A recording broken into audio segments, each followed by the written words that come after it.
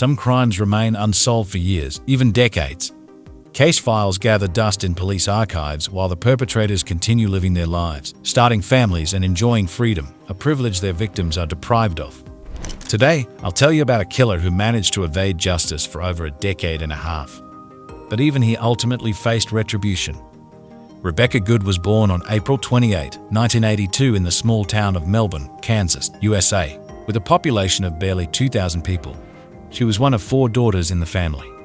When the children were still very young, their parents decided to divorce. The process proved extremely unpleasant for all family members. The father made every effort to gain custody of his daughters, but the court sided with the mother. Despite the difficulties and separation, all the sisters maintained a relationship with their father. They were very close to each other and always took care of one another. As a teenager, Rebecca enrolled in a community college in Arkansas. To live closer to her place of study, she moved to the largest city of Fayetteville, with a population of around 100,000. Here, the girl pursued her education, worked part-time jobs, and prepared to enter university. Rebecca settled into an apartment with her younger sister Danielle, who was also her best friend. A couple weeks after moving, the sisters returned to their hometown of Melbourne to spend time with family and friends. 22-year-old Rebecca, after visiting with relatives, drove Danielle to her boyfriend's house and then went to see her own boyfriend Casey. At that point, they had been dating for about a year. Casey lived in a trailer located on his parents' property. They all had a wonderful weekend together. And then, little by little, they began getting ready to return to their usual work routines. On the morning of Monday, September 20, 2004, Rebecca drove her boyfriend to his job at a fast food restaurant. After that, the girl was seen buying breakfast. Rebecca stopped by a store where she ordered coffee and a sandwich. She planned to pack her things to head back home, where she and her sister were studying. Returning to her boyfriend's trailer, the girl decided to take a little nap, feeling exhausted after an almost sleepless night.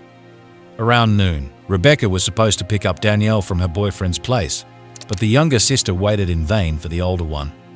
The girl assumed Rebecca's plans had changed, so by evening she made her own way to their parents' house. There she gathered some things for the trip and went to bed. The next morning, Danielle hoped to meet her older sister, but she never returned. The girl called Casey, but he hadn't spent the night at home and knew nothing about his girlfriend's whereabouts. The young man was certain Rebecca was long home by now.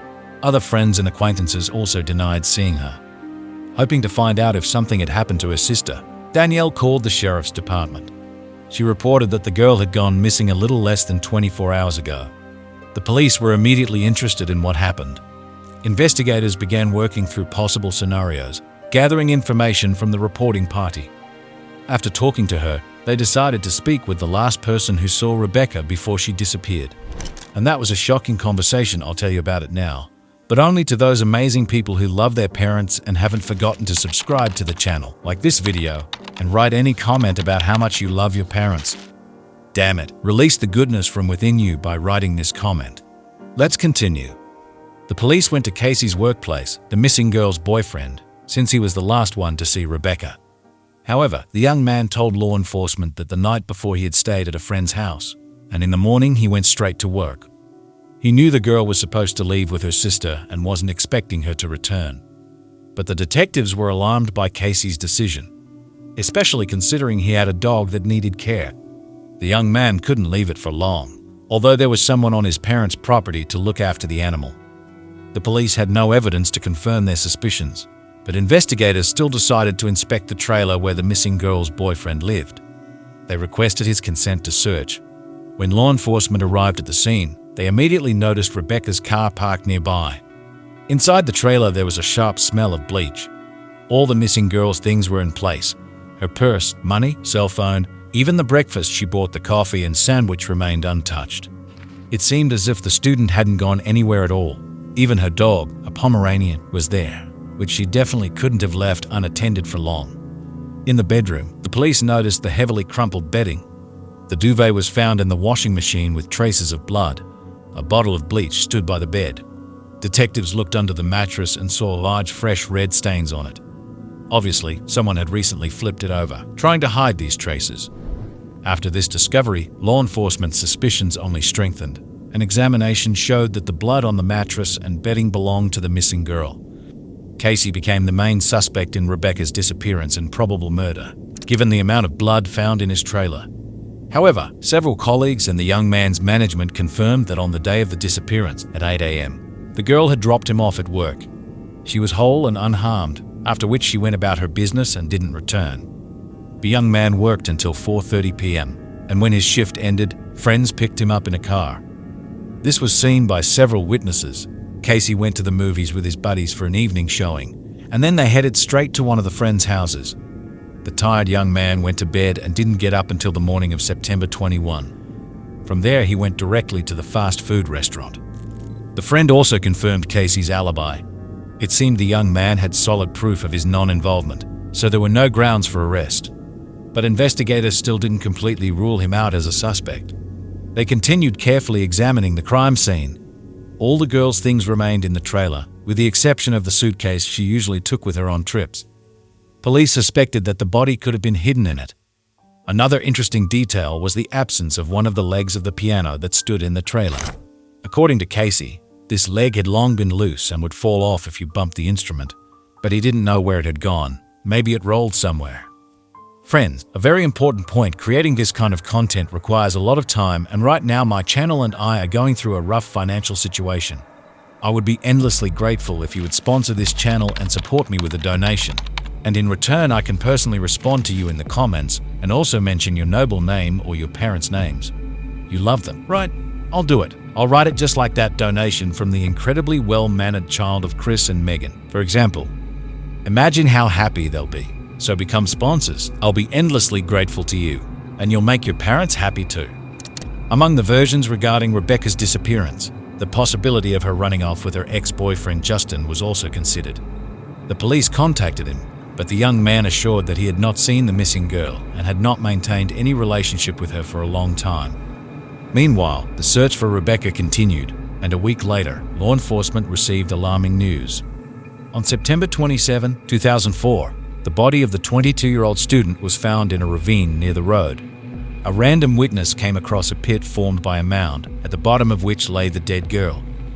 The victim of the brutal attack was wearing only a t-shirt and underwear. During the autopsy, the medical examiner determined that Rebecca had died about a week ago. This meant that it was on Monday, September 20, after she dropped her boyfriend off at work, that an unknown criminal attacked and killed her. The girl received 2 separate blows to the head with a blunt object. The first broke her nose, and the second was fatal, fracturing her skull. Numerous bruises were found on Rebecca's body, indicating a brutal beating. Interestingly, the shape of the injuries matched the mark that could have been left by the broken leg of the piano, which was not found in Casey's trailer. It was considered the murder weapon, but this piece of evidence could not be found next to the body. The medical examiner found no signs of resistance, so the girl apparently did not expect the attack. So the attack on her was committed by someone she knew, or she was attacked from behind. There were also no signs of sexual assault, so that was not the motive for the crime. Among Rebecca's injuries, a fracture of the hyoid bone was recorded, indicating prolonged and forceful strangulation. After the body was discovered, law enforcement again turned their attention to Casey. Witnesses reported that the girl had long wanted to break up with him, considering the young man to be the main cause of problems in the relationship. His possessive attitudes provoked most of the conflicts, which only intensified after Rebecca moved to another city to study. However, Casey had a reliable alibi. Nevertheless, detectives and many local residents were convinced that he was guilty of the brutal attack, since the murder took place in his house. Investigators desperately tried to link Casey to this tragedy, so they carefully checked all the information about him. But at every stage, the young man had confirmation of his alibi. He was seen by colleagues at work. Then he spent time with friends. There were tickets and payment receipts left. The next morning, Casey showed up at work again and spent the whole day there. His alibi ruled out the possibility of him committing any criminal acts against Rebecca, with whom he couldn't even have crossed paths, unless he slipped away from work unnoticed, but detectives considered that probability too low. Casey worked in a fast food restaurant, constantly in plain sight, so his absence would have been noticed immediately. It was assumed that the girl could have been attacked not on Monday morning, but on Sunday evening, when the young man had no alibi. But here too a contradiction arose. Eyewitnesses claimed that it was Rebecca who brought her boyfriend to work in her car on Monday morning. Moreover, she then stopped by the store to buy breakfast, where she was also seen. The salesman remembered the girl buying a sandwich and a donut, which were later found in her boyfriend's trailer. This confirmed that the employee was not mistaken. So the version about the attack on Sunday had to be quickly discarded. Everything indicated that Rebecca returned to the trailer, and it was there or somewhere nearby that she was attacked. After all her things remained inside, but no signs of a break-in were found in the dwelling, which meant that the girl most likely opened the door herself to someone she knew, or the door wasn't locked at all. Of course, after Casey, other members of his family who lived on the property where the trailer stood fell under suspicion. They all could have communicated and seen the girl, in fact had free access to the young man's home. But it turned out that the father of the family was out of town during that period. He worked as a truck driver and was on an intercity route. Casey's siblings also provided alibis that were quickly confirmed. It turned out that none of his relatives living on the property could have attacked the girl. Meanwhile, the police continued to communicate with the main suspect, Casey, trying to find out new details about the last days of Rebecca's life.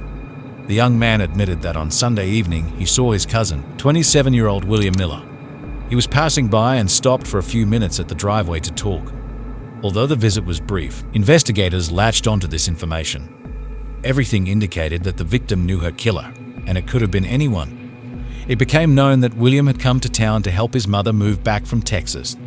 He arrived that same evening and was in the city during the period of the girl's disappearance, which looked suspicious. Could William have had a motive for committing the crime? To get more information, detectives spoke with him, but couldn't find out anything new. He only confirmed talking to his cousin on Sunday evening, after which he left without seeing Rebecca. Another suspect was a girl named Jenny Furtner, who had long been at odds with Rebecca over her ex-boyfriend Justin. But this time, too, the police failed to find evidence of her involvement in the attack.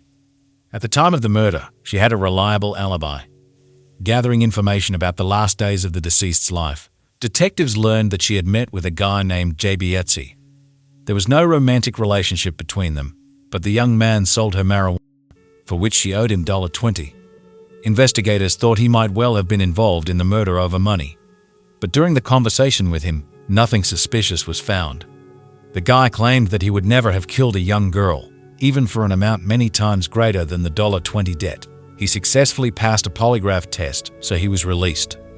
Another person investigators spoke to was Chris Cantrell. There were several witnesses who claimed he had bragged about an attack on a young student. Of course, the detectives were immediately interested in him. But during interrogation at the police station, Chris denied these claims, and the witnesses with their contradictory statements could not be found. After checking this man, he was released for lack of evidence.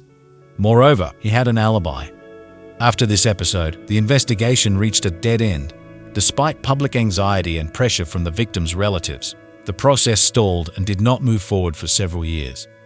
During this time, Rebecca's parents constantly reminded about themselves, repeatedly asking for police documents on the case. But they were refused. Eventually, the parents hired a private detective, hoping he could shed light on the circumstances of their daughter's tragic death. But even the professional failed to uncover new details of the bloody attack. Rebecca's relatives even announced a $25,000 reward for information that would help find the killer.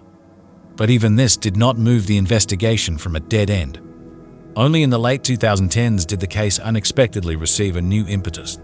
Several podcasts covered the girl's brutal murder, drawing public attention to the unsolved crime. In 2018, another episode dedicated to Rebecca's death was released. The host, who was originally from the area, invited the deceased's relatives and friends to talk. They shared their versions of what could have happened. During the interview, one of the witnesses provided shocking information. He personally heard Casey bragging about killing Rebecca. According to this person, they worked together, and one time, when the young man got drunk, he confessed to the deed. But the credibility of this testimony was in doubt. First, Casey's confession allegedly took place 8 years ago, when he was intoxicated. Moreover, the witness was also under the influence. And despite all this, for some reason he did not report what he heard to the police. It's quite possible that his story for the podcast was just an attempt to attract attention to himself, to get publicity. In addition, it turned out that this witness's wife had an affair with Casey, so the man could just be looking for a way to get back at his rival. However, even this dubious information forced detectives to return to the investigation and take up the case with renewed vigor. In 2020, a new special agent with the Arkansas State Police was ordered to reopen the investigation into Rebecca's murder. He decided to start from scratch. First of all, he interrogated everyone who could have been involved in the crime. During numerous conversations, the investigator only confirmed the old alibis. And suddenly it turned out that the only person who was in Casey's trailer shortly before Rebecca's death and had no alibi was his cousin William Miller. The police had spoken to him back in 2004, but at the time he denied any involvement in the murder. Since then, William had been completely forgotten about. But it turned out that over the years he had divorced his wife and moved to the Philippines. There he got into a relationship with another woman, with whom he started a new family and had 2 children. In the Philippines, William owned a large farm of about 12 hectares, where the family raised livestock and tended plantations that provided them with a livelihood. The couple's older son spoke English quite well, while the younger daughter knew only a few phrases, preferring the local Bisaya language. William himself worked in the oil industry and taught at the School of Equatorial Hygiene. The police suspected that his life abroad was actually related to an attempt to avoid paying taxes. After all, although he was an employee of a North American company, being outside the United States, he did not have to pay taxes. So William constantly shuttled between the Philippines, West Africa, and the United States. He visited his homeland to see relatives, get treatment, and periodically appeared at the office of the oil company he worked for. In any case, the new investigator who took over the investigation was eager to talk to this suspicious man. Unfortunately, due to his constant traveling, it was not easy to contact him. The detective had to be patient and wait for William's return. Intuition told him that Casey's cousin might know more about the brutal attack of 2004 than he had told at the time. Back in 2019, several journalists created a social media group dedicated to this unsolved crime. Interestingly, William joined it quite quickly. Of course, he had no idea that he was under the close attention of the police, because the details of the reopened investigation were kept secret. William's name did not appear in any of the podcasts, and no one outside considered him a suspect. He was a little-known member of Casey's family, with whom few people communicated closely. Therefore, this person was simply forgotten about, but for detectives, he had long been on the list of potential criminals. On the day of the murder, William had been in town for several days, helping his mother move, and in fact had access to Casey's trailer. It was this fact that caught the attention of the new investigator, and also the fact that shortly after the crime, the suspect left the country, which also looked strange. When William joined the social media group, he immediately aroused the interest of other members. The fact is that all the subscribers knew each other, had their own close-knit community, and then suddenly a man who lived so far away in the Philippines and could hardly know anything about this case joined. So his excessive interest seemed suspicious. At the same time, William demonstrated a surprisingly good knowledge of the circumstances of the murder, was literally obsessed with this topic, time after time commenting on the details of the student's death, sending newspaper clippings and eyewitness accounts that other group members did not have access to and which had not yet been made public.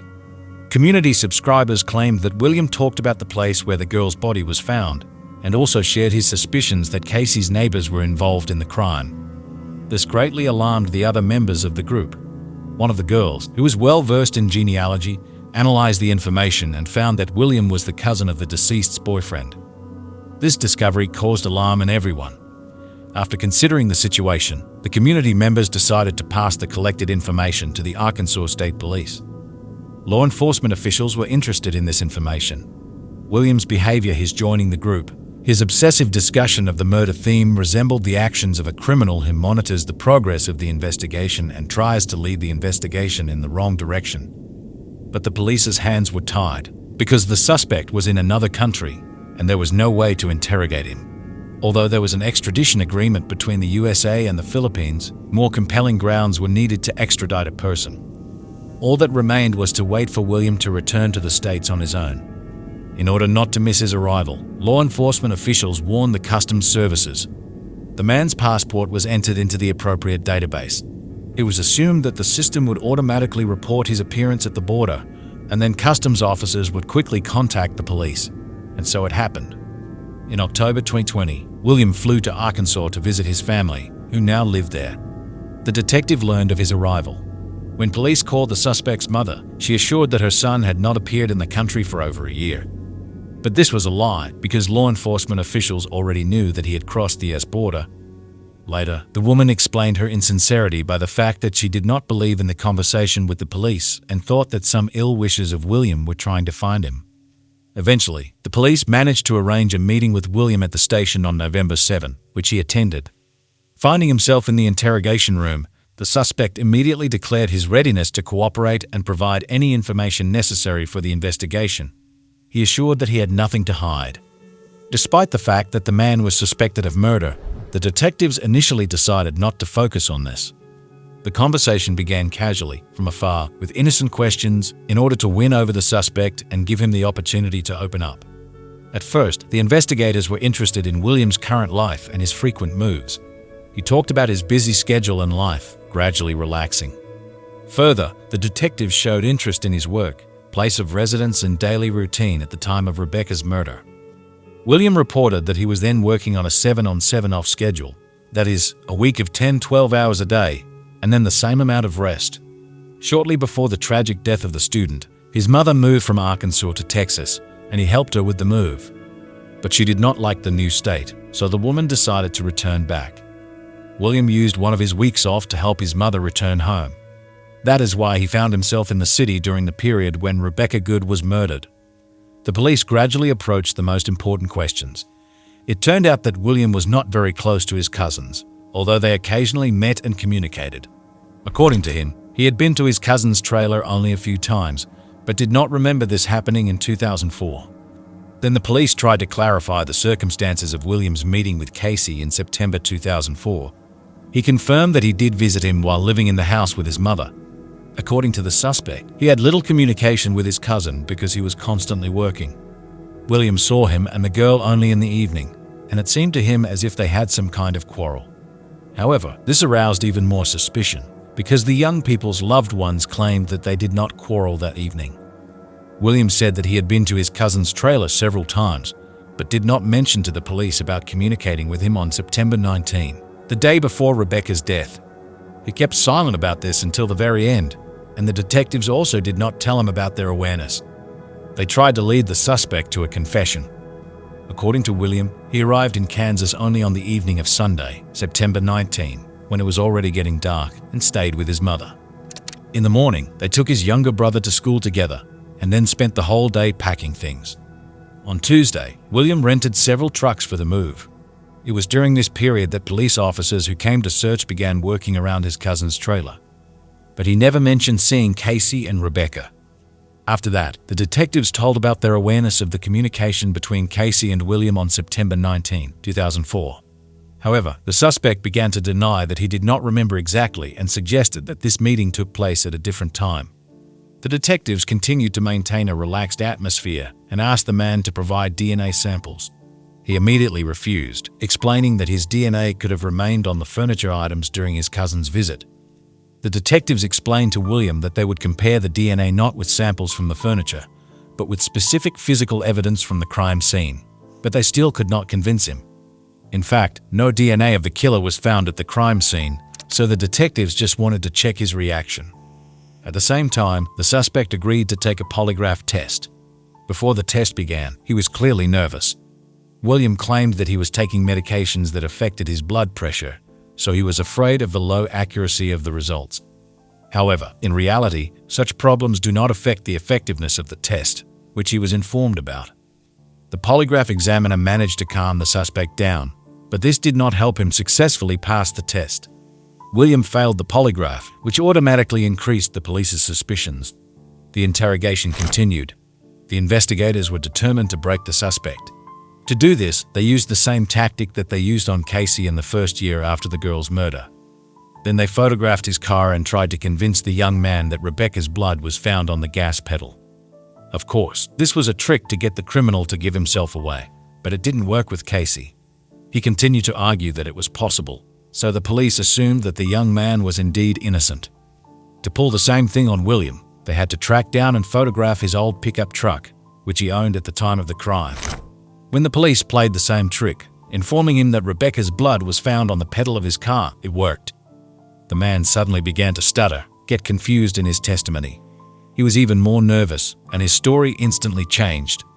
As soon as the suspect believed that Rebekah's blood was found in his old car, He said that on the day of the crime he saw an unknown young man. He arrived in a white car, which he left near the back porch of the house.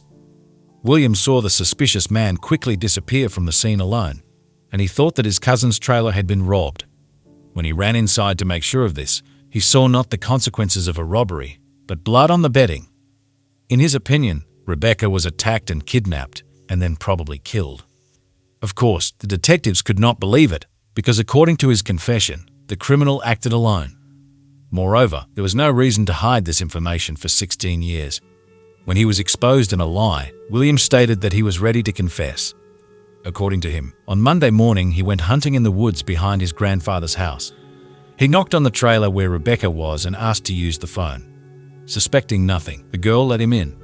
However, this was a trick because he wanted to hunt for more interesting prey Rebekah. He was very nervous, so he accidentally touched the piano, and its leg broke off and fell. Then he grabbed the girl and beat her half to death, and then strangled her with golf clubs to make sure she was dead. After the massacre, he packed the body in a suitcase. He cleaned up the crime scene, collected the bloody bedding, sent some of it to the laundry. He turned the mattress over, took the body out in his pickup truck and threw it into a ravine. Moreover, on the way, he drove past the police station, not even afraid that he might be noticed or accidentally stopped. On the way back, he got rid of the piano leg and suitcase, indicating the place. The criminal just continued to live as if nothing had happened. He returned home in such a way that his mother did not even notice her son's absence while packing things. Then they made the move as planned. The motives for the brutal murder of Rebekah remained a mystery. William categorically denied any intentions to abuse the girl. Valuables were also not stolen from the crime scene. The suspect claimed that it was a spontaneous attack of aggression that got out of control. According to him, Rebekah did not provoke or offend him in any way, so there were no obvious reasons for the attack. William just wanted to shed someone else's blood. For a long time, the police were puzzled by one question. Why did William, having arrived in the Philippines and learning from his mother about the officer's call, not run away, but agreed to meet with the detectives?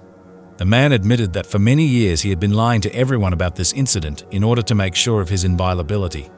He was absolutely sure that his involvement in the crime could not be proven. Therefore, without any hesitation, William appeared at the police station, hoping to finally remove all suspicions from himself and live carefree on. When the suspect was finally exposed, the investigators decided to use another cunning trick. The criminal acted too confidently, methodically, and accurately. There was a suspicion that William might have other crimes behind him. The detectives hinted to him that they were aware of his involvement in a number of other murders. Surprisingly, this tactic worked. As it turned out, this seemingly ordinary family man and father was a real serial killer. According to William himself, he took the life of his first victim at the age of 20. Since then, the man had constantly stalked pretty blonde girls, whom he brutally beat and strangled to death. Police officers unfolded a map of the area in front of the suspect. William, without hesitation, marked several points on it where, according to him, the bodies of the dead girls could be found. In total, he indicated 6 burial sites of the victims.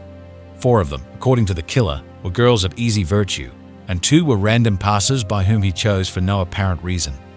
Later, William let slip that in addition to these victims, there could be 5 more girls whose disappearances occurred under similar circumstances. According to the suspect, he never raped his victims.